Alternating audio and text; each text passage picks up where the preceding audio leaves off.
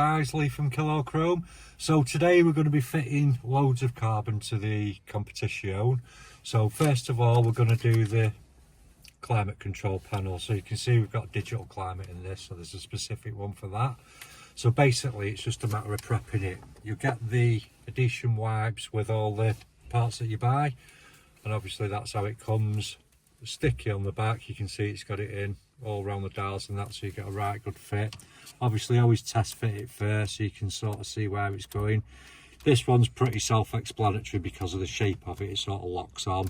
So moving forward, I'm just going to peel all these, clean the fascia with the primer there, which obviously we don't need to show you how to do that. When you're doing the primer, make sure you only get it where the glue is. You don't have to be dead close, just where the glue is, so just around there, around the edges, and it just gives it that little bit of extra tackiness so it sticks well. So we'll get on doing that and we'll show you once we've fitted it. So there you go guys, so peeled the tape, stuck it down. As you can see, it's not going anywhere.